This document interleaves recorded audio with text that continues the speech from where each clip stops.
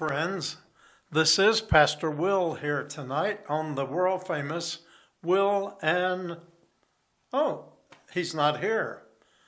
The Will and Jimmy Show. I told you that we are closed this week at the church. We're on vacation for all the volunteers and staff, but we wanted to bring our weekly broadcast to you just like we always do. So we're pre-recording this several days before you're getting it tonight. But I would like to thank you for joining us. Thank you for tuning in to the world famous Will and Jimmy Show. And we're going to be doing things a little different tonight. But I wanted to begin by giving you a little chuckle, okay? Joe Evans, who is a cowboy, is the chairman, or this was many years ago, the chairman of deacons of First Baptist Church in El Paso, Texas. He went out to a church on the plains of Texas, and the service had been announced, but he was the only one that showed up. The preacher preached for an hour and then said to Mr. Evans, "Do you have anything to say?" And he said, "Yeah, I'm a cowboy.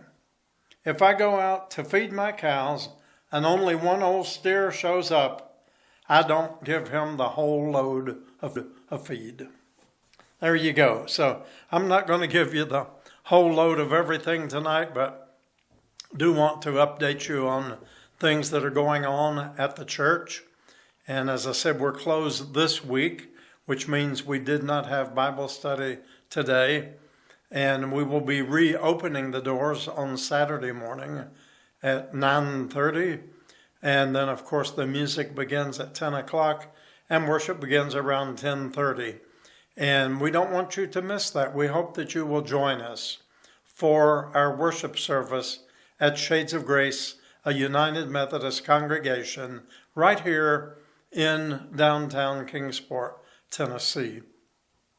You can reach out to us by means of social media.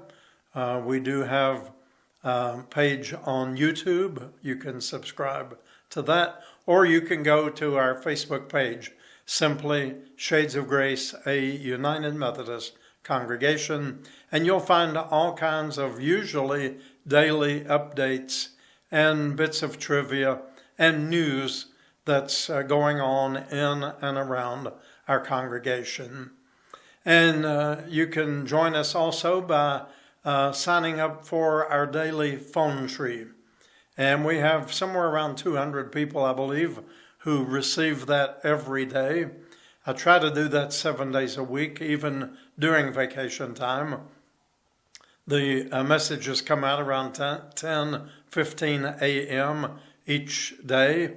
And it's just a very short 2-minute to sometimes 3-minute conversation, one-sided, of course, but I usually give you some prayer requests, a verse of scripture, anything that's going on at the church, and as well as just letting everybody know in general that we are alive and well and still in touch with you.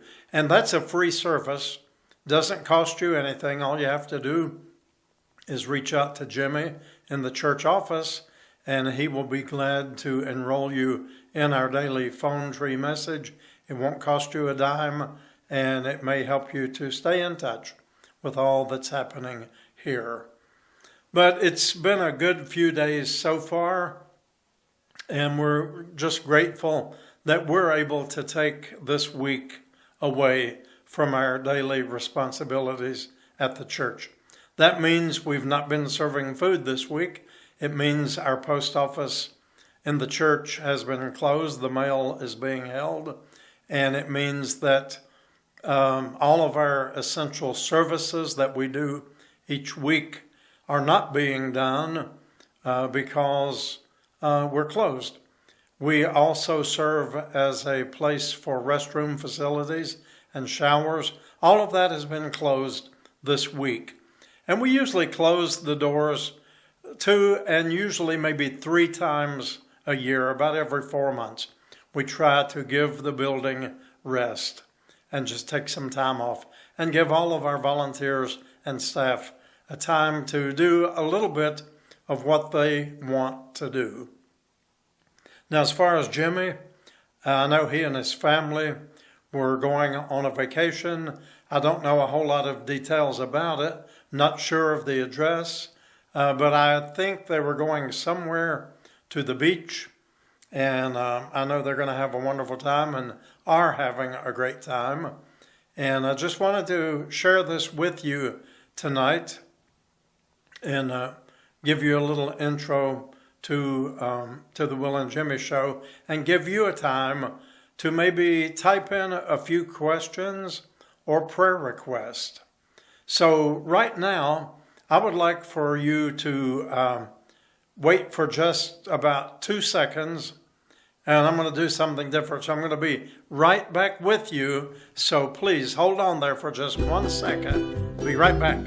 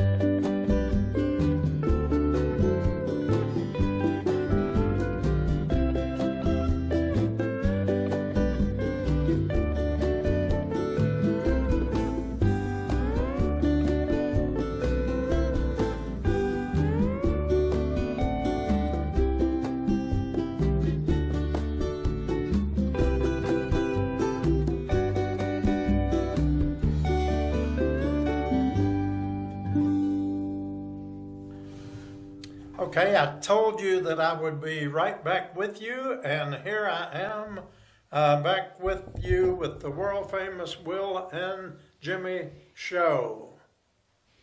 And so let's see, what have we got going on here? Hey, Who are you? I know you. Where'd you come from? Where'd you come from? How'd I get here? I'm in didn't- the wrong place. I didn't see you. Wait a minute. I'm dressed for the wrong occasion. You're not even the right person. How did Wow. that happen? I'm on vacation in one place. Jimmy was going on vacation. Where did you wind up? I don't know. At a tropical, undisclosed location. All right. Well, I was just passing through and I heard this strange voice that said, "Hey, I think I know you." Wow, what an amazing thing. Isn't it How a about small it's world? a small world? Yes, it is. Did you know we'd be vacationing in the same spot? Can you believe it? We didn't go far, did we? Well, listen, we're trying to just kind of play it by ear and do something a little crazy here tonight. So I told Jimmy, I said, "Jimmy, why don't you dress up and let's just do something crazy and pretend that we run across you at vacation." Hey, that's pretty easy for us to do that crazy Yeah. around here. We get that Yeah. naturally. So anyway, hello to There we go. everybody. All right. Good to be with you on this week of vacation. Yep. And we recorded this last week. Yeah. Okay. Yeah. We got this last Thursday. So, and really, to be honest, it's hard to tell where either one of us is tonight. That's true. Right? That's true. We really That's don't true. know. Hopefully somewhere a little bit warmer Yeah. than it is today here in Yeah. East Tennessee. Yeah, so there was blackberry winter going on here. They're in full bloom, and the weather was down in the 30s with some frost. So hopefully this is going to wind up, and when we get back home toward the end of the week, it's going to be already toward the 10th of May, and that's when they say you can actually take your shoes off and play in the dirt. I'm ready for that. Right. I'm ready for that. So Jimmy, Yes. we'll have to practice a little more on how we're going to surprise people. But anyway, I told Jimmy that I thought it would be interesting if you would be our special guest for tonight. Okay. We're All right. always co-hosting and being a part of that. So I just wanted to let the people hear from you from a different perspective. Okay. All right. So- and we've not prepared this. No, we We absolutely don't know where this is going to go. Well, okay, one So- thing that I'm really proud of Yeah. is I want you to show everybody what you just showed me Okay. with your shirt.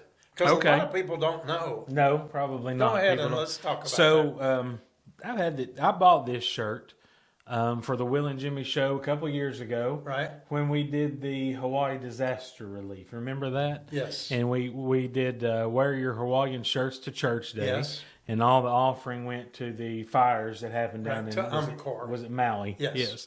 And to support UMCOR. So I bought this, and this was the biggest Hawaiian shirt that I could find, and it barely fit. I remember when I would sit down, this button would almost And it come was what, undone. about a 5X? This is a 6X. 6X, okay. And today I can wrap this shirt around double, almost Look at that. triple. Make a kimono out of it. Yep. So, yep. Most people probably I don't talk about it much, but I started a new health journey a little over a year ago now. A complete transformation of my lifestyle, beginning with my diet, my activity, mental health, physical health, everything. And earlier this week, I weighed in at 105 pounds down All from right. where I was a year ago. Come on, everybody, give the thumbs up. 105 pounds. Can you believe it? Yeah, it was. It's been a long journey, but it's been a good journey. I would never. Just how good I feel now is enough motivation to never go back to where I was. Actually, we can almost tolerate him working here now. just about. Nah, not quite. He's feeling so good. Yeah.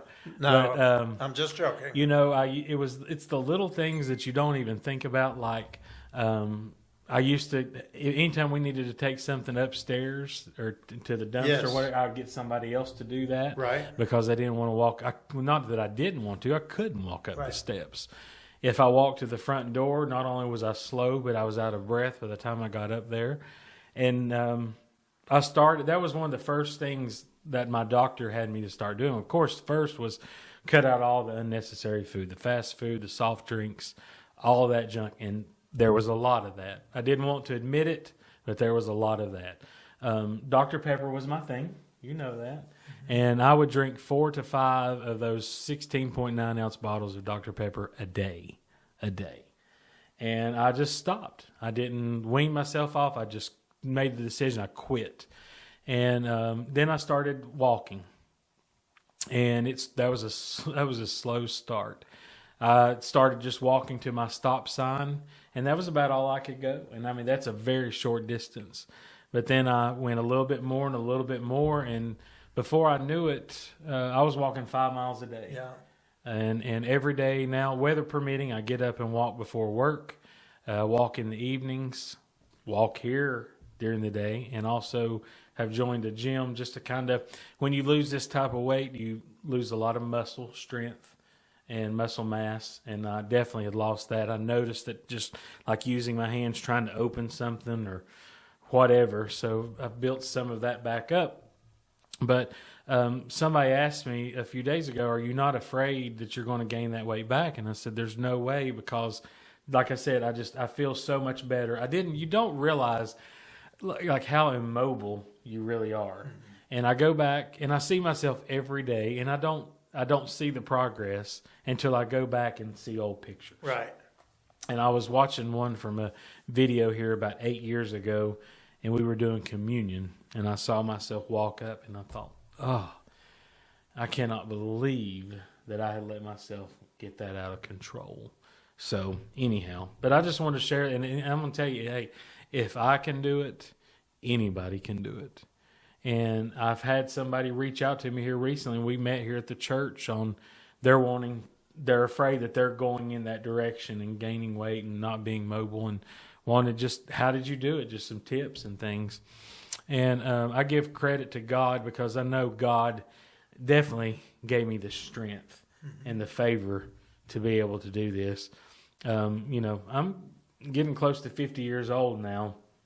And when I went to the doctor for a checkup and he said my weight, I knew it was going to be high. And I've heard that before. I mean, I've been actually heavier than that in my life. But something about this time, it rang. And I thought, it's time to do something. What can I do? And I was truly motivated to make a change. And it's been difficult. It's been rewarding. It's hard. It took me about losing 40 pounds before I could really even feel or see a difference. I was working so hard. I mean, I was so out of shape, and this was really tough at the beginning. And the scale says you've lost 40 pounds, but I'm like, well, I don't feel it, I don't see it. But then after that, I really started to tell the difference. So just to put some of that in perspective, I have went from a 50 waist in shorts and jeans to a 40, and from a 6X shirt to a 2X or even more a comfortable 3X. It's just it's amazing. So anyway, but yeah, I've not shared that. I want to share that with you tonight. That's amazing. Yeah. We don't really talk that much about it because we see each other every day, and sometimes you don't notice subtle changes when you're around somebody every day. Right. Just like when we look in the mirror twice or 3 times a day or whatever, we don't notice changes like other people will notice them. True. So I just thought tonight, and I didn't ask Jimmy permission. He said, what are we going to talk about? What kind of questions are you going to ask me? I said, I don't know. We'll just kind of go with the flow. Yep. But thank you for sharing that. And I know that that's going to be an encouragement to a whole lot of people. I hope so. Yeah. I hope so, because it can be done. Yeah. It can be, and life is so much better on the other side. And like I said, it's those little things that you take for granted. I remember the first time I did finally walk up the stairs, and I wasn't gasping for air. I almost felt like something was wrong. Mm-hmm. And I'll tell you something else I've noticed. I go back and look at my old videos that I've recorded, like of my family and whatever, and you hear me in the background, just sitting there recording a video. And I asked my wife, I said, did I do that all the time? And she said, oh, yeah. And to a point where she was concerned, but she said, I didn't want to say anything to upset you. Sure. You weren't ready to hear it. So I did this for me. I did this for them. I did this to be able to be a better steward of God's work here, because I'm able to do more now. Right. Well, that's great. And I know it just came to me that during a few years back, during the height of the pandemic, you called me one morning and you had been diagnosed with COVID. Yeah. And you were one of the first ones from our congregation that had gotten it, and you called me, and you were very frightened, and I was frightened. Yeah. I mean, it scared me because you were gasping for breath. Yes. And you said, on my way to maybe to the doctor then or to the hospital. Yep. Well, I had pulled over because I couldn't breathe. You were driving. And I had to pull over on the side of the road, and I couldn't breathe, couldn't catch my breath. And granted, at that time, I was probably close to 400 pounds, which that didn't help in my favor at all. But this was fairly early on in the COVID journey. And we did what we do a lot of times medically when we don't know what to do. We called Dr. Smitty. Yes. And Dr. Smitty. Dr. Smitty said, do not go to the hospital, whatever you do. He said, I will send the equipment to your house and everything you need, but do not go to the hospital, because if you go to the hospital, they're going to put you on a ventilator immediately, and that cuts your survival chances in half just right there. And that's what was happening, but it was a new thing. People didn't understand what was going on. So I went home, and he sent me some there wasn't a medication at that time. The Paxlovid hadn't come out. The vaccines weren't even readily available yet. So he sent me oxygen and some oxygen meters and some saline and things like that. But, man, that was rough. It was rough. It took me a while to bounce back from that. Yeah, I remember that morning you called from the car, and it was really frightening because I think I was driving at the same time. And I didn't know what I was. I mean, that was scary. It was a very scary time in our country, seeing all this unfold. And we had been watching it happen around the world, and then you saw it like in the West, United States, and then in the North. Right. But it finally had made it here, and it was real, and it was scary. And that was, at the time, your physical condition was just not good for the COVID. No. Your breathing and all that No. stuff. And we say all of that. The only reason I brought that up is to say praise God that Yeah. right now, if old COVID knocked on the door, you Yeah. won't hopefully Yeah. have nearly Yeah. as struggle as you had before. I remember we were recording our services then, Yeah. and I missed one Saturday, and I don't remember how we ended up recording. I think Jackie maybe recorded it for me or something. But I remember I made it back the next Saturday and was all masked up and sitting up in the booth, and I remember just being so thankful and so grateful to be sitting in that chair, To be back again. Yeah. doing what I'm supposed to You be had doing. a close call. I mean, Yes. it was a close call. It was. Yeah. And we were hearing reports of people that we loved and knew that we were close to that were passing away from this, and it was Brought it Yeah. home to it. Yeah. Well, we're really not to throw in anything negative since we're on vacation, We are. supposed to be having Yeah. a good time. It's just real. But we It's got to real. just remember always the blessings of God and give praise to the Lord every opportunity that we can in every place that we can. Yes. So tonight, it may be rough for you in many ways, but trust in the Lord. And remember the verse of Scripture, and I paraphrase, where Jeremiah the prophet said, I know the plans that I have for you, saith the Lord, and that is to do you good and not harm Right. all the That's days. And God had a plan for you, He did. and He knew that this Will and Jimmy show was going to be on tonight. That's long before we even knew there was going to be such a thing. Yeah. Long time. Yeah. Long time. So anyway, Jimmy, let's see a couple of other things. I wonder how many of you would like to guess tonight where Jimmy went to some of the years of his primary education, elementary school, as a little guy. Where do you suppose that your speech does not betray you? no. Because no. it doesn't no. sound. Well, it looks like I might have went to school in Hawaii. Well, did you go to But school in Hawaii? I didn't go to school in Hawaii. So you didn't go aloha? No. I wish I would have had that opportunity. Well, let's see. I give you 3 guesses Okay. tonight. We'll play Stump the Audience Okay. tonight. What did Jimmy go to school in? Let's see. Did he go to school in Paris, France? Okay, Did he that's go one. to school in Mexico? It's 2. Did he go to school in the country of England, in the UK, in the United Kingdom? That's So the we one. give you just a few seconds to, if you think he went to school in the first 2 places, give him a thumbs down because you missed it. It's it's The number third 3. one is the thumbs up. So Jimmy, you want to tell us a So little I bit had about that? I had an opportunity to go with a family who was very close to me, and she was from England, and her mother was not doing well over there, and I got the opportunity to go, and he was given the permission for me to go, and I went to first grade. Was that your first time on the plane too? Oh going yeah, to, yes, to absolutely. Europe? I was very young. Yeah. absolutely. What, 7 Yeah, years old or so? 6. 6 years old. Yeah, Wow, that's quite a and really transition. didn't want to come back. Yeah. Liked it so much I didn't want to come. It was it was hard. Like I felt like that was where I fit in. I really fit in over there. And I remember it it's been a long time ago, but I remember it very well. I have very clear memories of the little neighborhood that we stayed in. And it is kind of like what you see on television. It's exactly like that, lot of little differences that I remember. Driving on the left.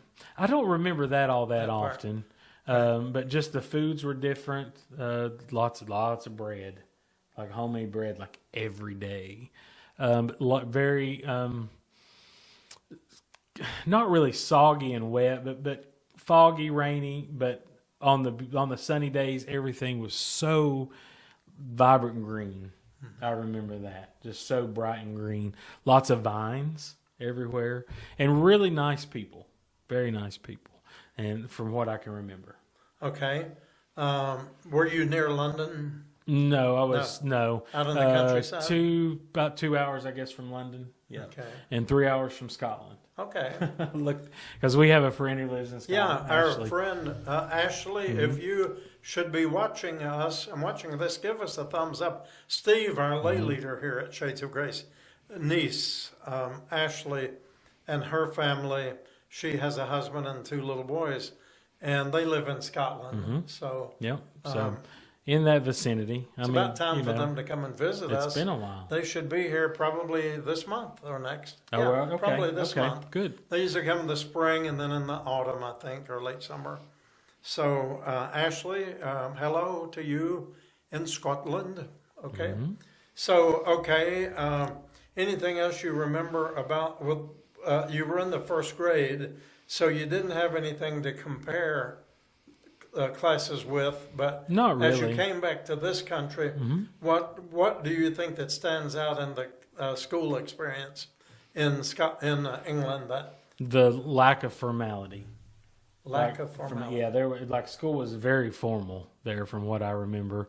Like very Very regimented. structured. Yeah, very, very much so. More than here. Kids were expected to be. I mean, you behaved, And then you get back here and you've got your unruly kids, and it was kind of I wasn't there all that long, but it was still different to come back here. It was good. I didn't graduate kindergarten because of that. They let me. They said, "Well, you've already completed enough. You can go ahead and leave." So I didn't get to do the little graduation thing that they did. But that was what I remember. It wasn't that it was hard, but it was. I guess kind of thinking of like maybe 2nd and 3rd grade, classrooms were a little loud. Kids were getting in trouble. You had a lot of bullies that didn't have that. Right. Didn't have that there. Okay. That didn't happen. Or at least when I was there, it didn't happen. All right. Okay. Let's see, Jimmy. I wanted to share something that maybe I tease you about once in a while, and you know what I'm going to say. I know where this is I going. know where this is going. But we talk about it a lot, and I don't know if we ever mentioned it on the Will and Jimmy show, but this is Get to Know Jimmy night, okay? Find out all the deep, dark secrets. Not really. Nothing like that. This and anything I ask you, you don't have to answer. That's okay. You That's can all plead right. the fifth. Okay. Plead the fifth, don't drink a fifth. Okay. Yeah. So, just joking.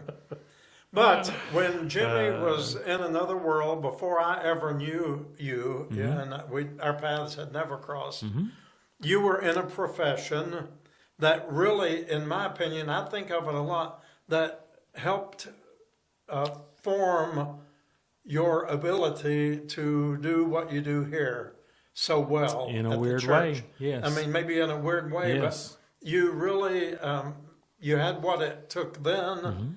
And it's certainly true that you have what it takes now to do this work, which was probably never anywhere in the back of your mind remotely. Not at that time. Back then. But tell everybody what I'm referring to and what your job was and what all that you did with that job. All right. Well, I was needing a job and lived in Johnson City at that time, and heard on the radio that Hooters was coming to town. Okay. I was young. I thought, well, what a good job that would be. They were hiring cooks. And I went in for an interview, and they said, well, have you ever cooked before? And I said, well, no. And they said, well, how can we hire you as a cook? So they hired me as a wing breader. And all I would do, if you've ever been to Hooters, wings is the thing. I would bread chicken wings all day long. All right. And that was disgusting. That was a nasty job because that chicken would sit. I mean, it was fresh. Kind of get slimy. Yeah, and it would smell, and you had to wash it and then bread it, and you had flour all over you. And so I did that for a little while, and then I kind of moved. I don't remember how I moved up to a cook. And I wasn't a cook very long, but I kind of caught on. You just kind of find that thing. I caught on.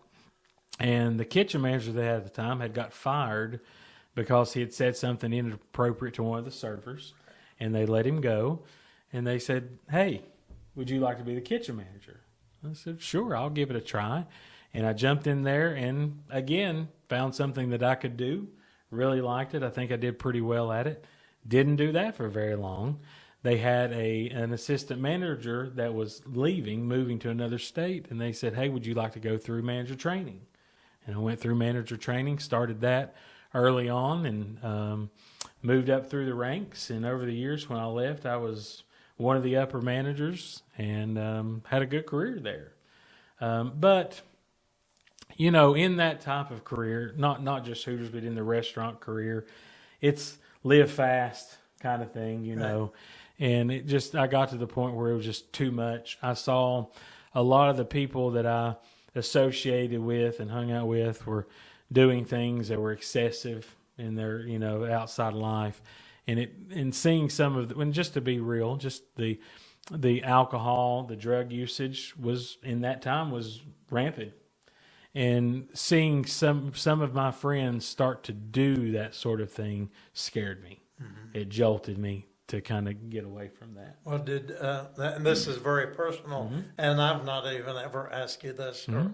we discussed it, but did you ever get caught up into the drug or... Not the drugs, but the drinking. The drinking. I definitely got caught up in the drinking, and it lasted years after, and it carried over. And in June, next month, June the 11th, will be 16 years without a drink of alcohol. Praise God. All right. 16 years. Well, it certainly helped prepare you now mm-hmm. to deal with the folks that come in here struggling mm-hmm. with addictions. Mm-hmm. I mean, you can relate to that. Absolutely.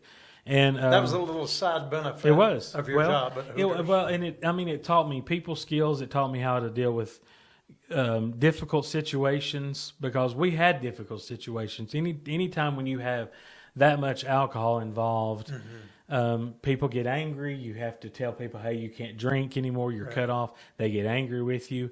Right. I got hit in the back of the head with a stool. Happy hours, not so happy. It was not happy. It was a boyfriend of one of the servers had thrown a fit, and I was trying to de-escalate, and he hit me in the back of the head with a stool, knocked me out cold.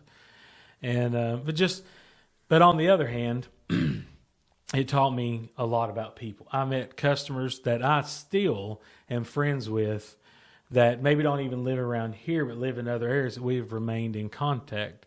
And one friend I have lives in Alabama now, and he sent me some records a couple weeks ago. He found some down there. He's in the car business, and he found some records in his journey, and he sent them to me. And I made a lot of lifelong friends. One of those friends that I met back in those days was one of the ones who helped encourage me on this weight loss journey. She lives in Johnson City, and she had been she had lost her mother. And then when they had those floods down in Limestone, mm-hmm. Was that part of Helene, I guess? Yeah, just 2 years ago. She lost her family farm. They had horses. They lost their horses. Wow.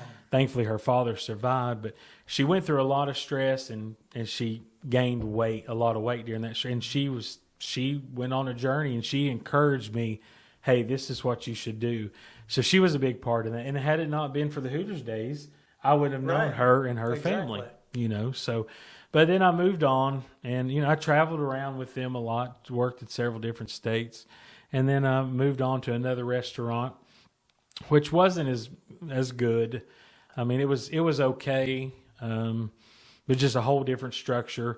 But the Lord was working in my life back then. And I'll tell you something, this just came up to my mind. I used to have a temper, and I'm not proud of it. But I used to just flat out just be a jerk to people, because I could be. You get that management position that goes to your head, and I took advantage of that. And I used to have this infamous thing about when I would get mad at one of the servers or whatever, I'd go in my office and slam the door, you know, and that's when everybody knew I was mad. Stay away from him. Well, I had went to a wedding and months back, and at that wedding they handed out these little wooden crosses at the door, you know, and I took that and I was like, whatever. I stuck it in my pocket. Well, I'm a man, so if you want to wear your pants for a couple hours, you don't put them in the dirty laundry. You go back home and you hang them up. Right, absolutely. Okay. Stand them in the corner. So I went home after this wedding, hung those pants back up, and then months later, I was wearing those pants at work. And I had slammed my door and I'd got mad and just said things to a server that I didn't mean to say. And I went down and reached in my pocket to grab my keys to unlock that door. And I heard thump, like the loudest thump. I was like, what was that? And it was this little bitty 1 ounce wooden cross fell out of my pocket.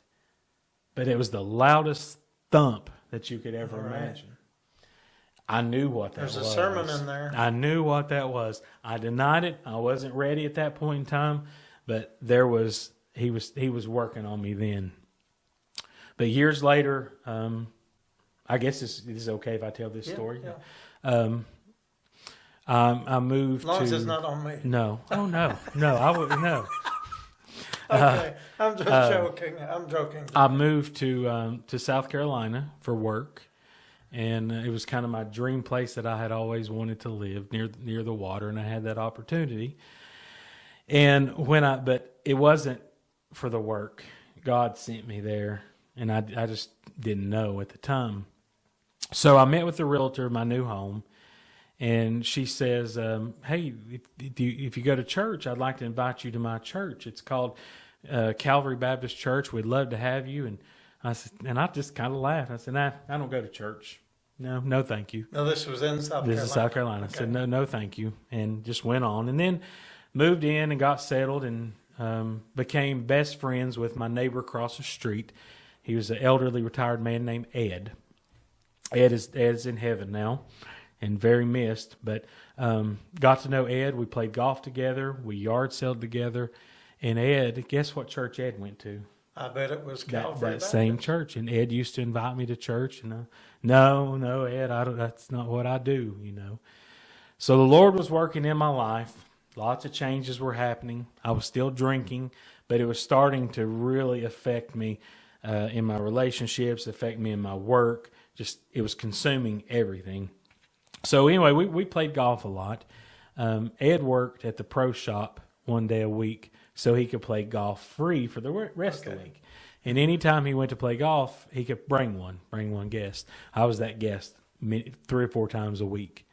And we started playing with the assistant pastor of this church. Wow. And we became friends. And I knew he was the assistant pastor, so I maybe watched my language. I didn't drink on the course or anything like that. Didn't slam the door. Didn't throw in golf clubs or throw in tantrums. But he never preached. He never invited me to church. He never pressured me to come to church. But I knew that he was the pastor. And we built a relationship together. And he came into my life was falling apart. Absolutely falling apart. I had nobody to talk to, nobody to share with. And I didn't realize he knew I was struggling, but he knew. And he came into my restaurant one night on a Thursday, and he looked in my eyes and he said, "What's wrong?" And 17 years later almost, I'm about to break down about it now. But I couldn't. I was on the job. I said, we can't discuss it now. And he said, "Well, anytime you want to come talk to me, my door is open." And I said, "How about tomorrow?" And I met with him that Friday afternoon in his office for a couple hours and prayed a very life-changing prayer that day. I walked out of that office and I've never been the same. Not that life was perfect after. I'm not going to tell you it was, because it wasn't. Sure. I still had to hit rock bottom before I began to move up. But that was the beginning of the end of the old person. And the one thing that God instantly did for me is he took that jerk away. That person died. I had a compassion. That was weird. It was weird to feel because I'd never really had that before. I'd never cried before. I'd never got emotional. And I'm kind of I get touched. Things touch me and I'm emotional now. But that was one of the first things that changed. But anyway, just skipping through, I joined this church. They were just a great group of people that really formed around me and helped me through a very difficult time. Never had to enter any kind of rehab. Never went to any type of meetings. God took that craving away. I did learn a few things from people who had gotten away from alcohol about about places to stay away from. I lost friends. I lost friendships. And I'm still today. I mean, we're 16 years later. There's restaurants that I won't go to because they're more of a bar than a restaurant. And don't think that the devil doesn't tempt, because my family and I went to a restaurant not long ago, and when you walk in the door and we've got a little child with us, and they say, "Do you want to sit in the bar area?" That's the devil. That's the devil working. And I said, one time I did tell you, if you've got children, you probably shouldn't ask somebody if they want to sit in the bar. But anyway, ended up moving back here to Tennessee. Didn't really want to, but I had to. And cried all the way back to Tennessee because I didn't want to leave South Carolina. And I was thinking maybe it was going to be temporary. Maybe in a few months I might be able to go back. But that was 15 years ago. So I moved back here, immediately got involved in a church, like first weekend that I was here. Maybe got a little too involved. I think you can do that. I jumped in with 2 feet, and then maybe I don't think I was mentally ready to do that, but I was trying to fill a void. Right. And that void was the alcohol and the fun times and all that.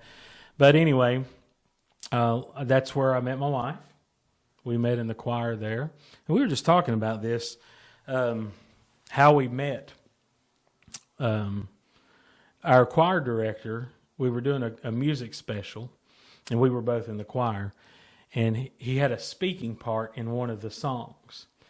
And he had me to do the male part and her to do the female part. And I don't think that I knew who she was, but I don't think that I had really ever met her before. And he suggested that we would meet up and practice that so we'd know the cues on when to start. He was very professional. He was like on the second. It had to be perfect. And we met up and practiced, and I always say I guess she just couldn't resist because we're still together. So life changed a lot. And that's good. I mean, it was a journey. I'm embarrassed of some of the things, but if none of that wouldn't have happened, if even one piece of it wouldn't have happened, I wouldn't be here today. And all those mistakes that I made and the things that I just made just such a mess of, it helps me here to minister to people every day. Because when somebody comes in here and they say, I'm struggling with addiction, I can truly say, I get it. If somebody can say I'm struggling financially, or a family comes in and says, I'm living without electricity, we don't know what to do, I get it. We've been there. And I never would have imagined, because in those struggling times, I was asking God, why? Why are we going through this? What are you trying to show me? Am I doing something wrong? And now I understand. So, skipping through, because I don't want to talk we were going to do a short show tonight. I didn't That's mean all to right. get off on it. Hey, that's all right. And I'm taking all the words away from you. But It's your show. But I want to share this. So, skipping through a few years, things didn't work out with the church, unfortunately. Like I said, I got too involved in the business side of it. I ended up getting mad, and I left. Went to another church, and it was worse than that one, and left again. And I had sworn that I was never going to come back. I didn't want to go back to church. I was finished with church. Not God, but with church, with church people. Mm-hmm. Church hurt is real. We hear it all the time. But we had moved here downtown, and I had read in the paper. Well, first off, I'd been driving by. Shades of Grace had just opened, and I had seen you in the paper. I'd seen and I think maybe I even followed you on Facebook. And before I'd even met you. But I read in the Times News that a homeless man had been found frozen to death downtown here near Domtar. And we didn't live too far from there at that time. And that you were having a service here for that gentleman, Big Mike, as part of your church service that upcoming Sunday afternoon. And as I was reading that, I was getting this nudge. You need to go to this service. You need to go to this service. But somebody who struggled with anxiety, that's a very difficult thing to do. So an elderly friend of mine from another church, from years back, I still kept in contact with. She came to me and she said, "Hey, Rita, have you heard about this church down here? I really want to go see." And I said, "You know what? The funny thing is, God's been telling me to go, and we'll go together." She couldn't drive because she was having blindness in her. She was almost totally blind. So we came together and we walked in this building. And what I now know that feeling was the Spirit of God that I had never felt before in this place. And she felt it too, because she looked up at the wooden cross and she seen clear for the first time in about 6 months. And she said, "I'm healed. I can said, see." yeah. She was shouting, I can see. Yeah. And from that point on, she was no longer independent or dependent. She was independent again. She wasn't dependent on me or anybody to take her Started around. bringing the little neighbor boy, Isaiah. He was And baptized baptized Yes. here, and she would come and drive, and she could see. Yeah, she Praise could. God. Yeah. So she was my partner here to be able to come in here, and the first Sunday I came, sat right up front, which is not something I would ever do. Met you, and you either click with somebody or you don't. There's no in between, and I instantly felt a connection to you, and just I loved this place. I loved these people. And I was very low key was behind the scenes, just wanted to be a part of a church. Mm-hmm. And you asked one Sunday if anybody played the instrument because you were wanting to start a Shades of Grace choir. And I was like, "Well, I play a little bit of guitar." And he said, "Well, bring your guitar next week and come on." So I played guitar for a few weeks here, maybe a couple months, I guess. And then you called me during the week, and you were having a funeral. And Terry Lark had done audio and video back then, but he had to work. And you asked me if I knew how to run a soundboard. And I said, "Yes, I do." And that's where it started. I don't remember that. But that's where it started. And then I just slowly got more involved. And before you knew it, I was here every day of the week. I slid into the IT stuff and everything else. And now here we are. And you were working behind the scenes doing a lot of what you do now. Mm-hmm. And nobody even knew it. Right. You were doing it just out of the kindness of your heart and the calling from the Lord. Well, I remember when I came here, we didn't have a phone. You were using your cell phone, so right. I helped set up the phone. That's right. We didn't have an email address. That's right. We had a Facebook page, but it was minimal, and to say the least. Yeah, and I started helping with that, and then we started We were already live streaming some services, but we really kicked that up a notch. And we initially started streaming with an iPhone 5. That's how long ago this was. We're at the 17 now. Mm-hmm. So it was an iPhone 5. Years. And we have those still in the video library. They're old, horrible quality, but it's still good to see how things were. And in my time here, I had never felt so welcome. I felt like I was with my own people, like with a group of people who weren't afraid to say, "I messed up and I can't change that, right. But I'm here today." Amen. I'm here today. And you said one time in one of those early services, "Thanks be to God that I'm not where I want to be, but I'm not where I once was." Amen. I remember that. Mm-hmm. Yeah. Yep. And that just resonated with me so much. And like so I had became more involved, and we were doing the midweek message. We hadn't started the Will and Jimmy show yet, and we were big into the streaming, and you came to me and asked me when the current administrator was leaving if I'd like to take over the position. And I knew in my heart this is exactly what I want to do, but my mouth said, "Well, let me think about it." Mm-hmm. And you said, "Well, here's what we'll do. We'll do 10 to 1. Monday through Friday, therefore you've got time to get kids to school and that kind of stuff." And I worked 10 to 1 one day. I forgot about that part of your job description. Yeah, it was a very short-lived thing. Yeah, I remember that. I wouldn't have it any other way. Yeah. I don't mind to be here till 5 o'clock, and you never know what any day is going to bring. No. And we're thankful to be on vacation this week, and we need this vacation. And here we are talking about work. Are. That's right. But I wouldn't have it anyway. God has called me to do this. He's called you to do this. And we all come together. We do our part. And it's amazing what takes place in this building just in one day. Yes. Well, one thing I wanted to interject there, you brought up about the cross and how that Miss Rita, she said, I can see. And she's a very emotional lady. Very. I think she might have been from a Pentecostal church or a Baptist Most church. likely. But she wasn't shy about praising the Lord. I can see. And yeah. but I wanted to mention that cross had been made by Mr. Walter Turpinning in Colonial Heights from the United Methodist Church. We didn't know him from Adam. I'd never met him. But he heard there was a new Methodist church coming in the storefront building, and the Lord laid it on his heart as a wood craftsman to build that beautiful cross out of red oak and white oak.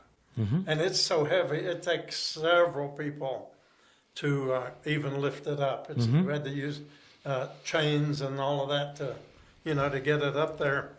But I've thanked Walter many times and look at that cross, and so many people walk in here and say there's healing in this building. And when they look at the cross, they've felt that healing presence. I've heard people say it. I feel healing here. And Mr. Walter passed away 2 weeks ago. Yes. And the last I checked, there still had not been any arrangements made. I did discover that I knew his late wife who died during the pandemic, and I don't think there's much family. There are no children, and I don't know if there's anyone to make arrangements or to do anything. I've been trying to follow the news, and Phyllis from that church who used to teach GED here was a friend, and she told me she would let me know if she gets any information, but as of the time I speak, we've not been given any details. And he's been gone a couple of weeks. 2 weeks. But it's interesting that you brought that up, how that what everybody does helps build God's house. Yes, it and does. make it what it is. Yep.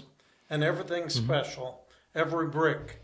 Whoever thought, over 100 years ago, as whoever the masons were that laid the brick for these walls, and we're looking at all these brick. Yeah. Right here, right now.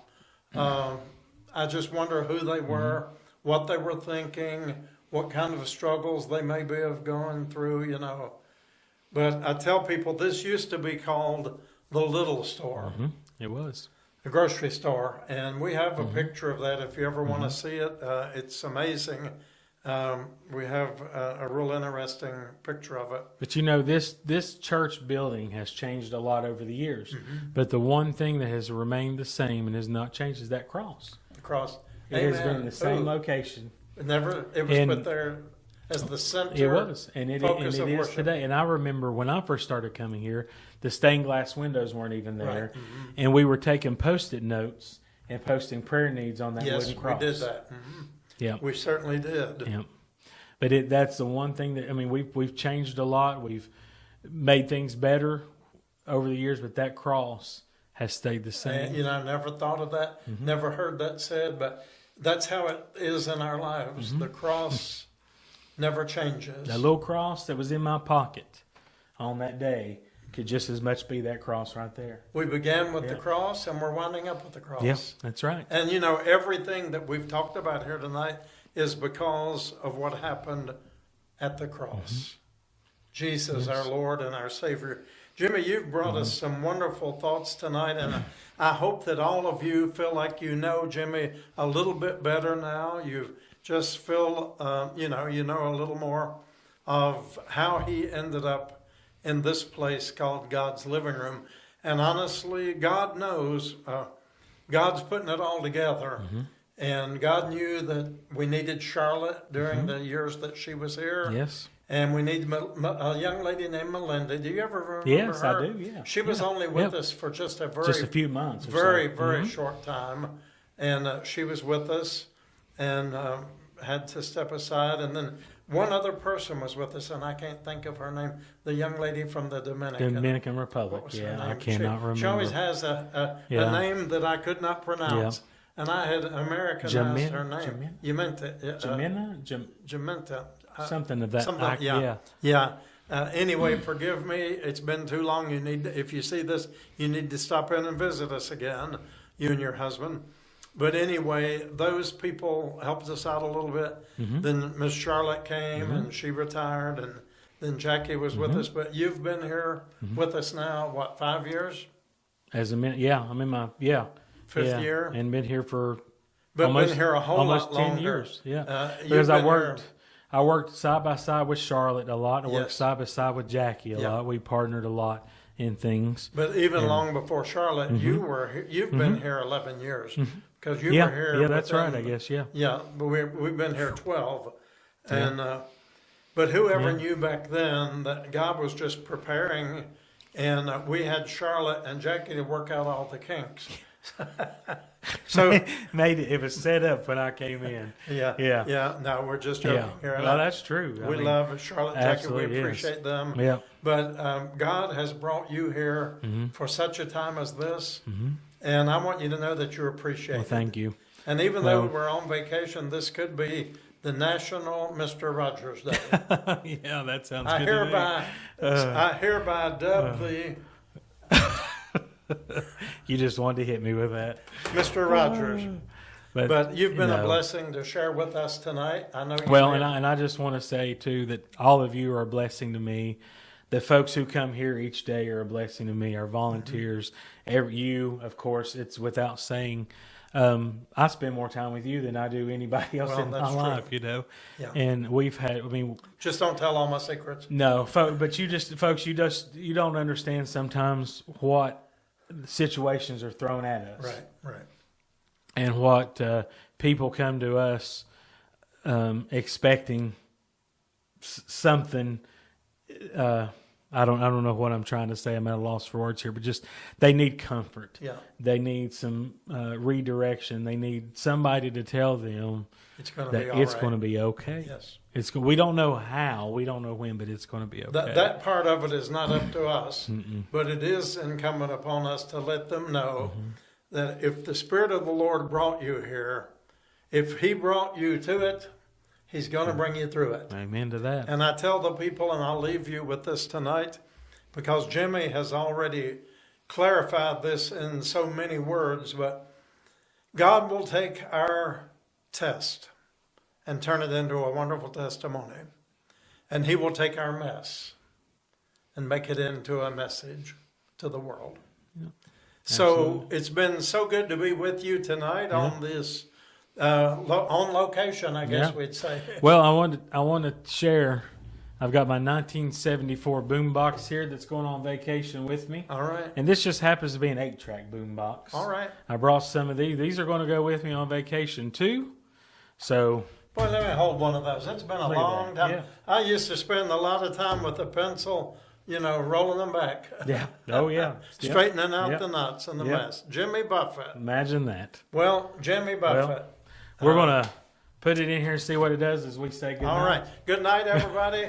And we'll be talking to you soon All right. on the world famous Will and Jimmy Show. Let's see what we got here.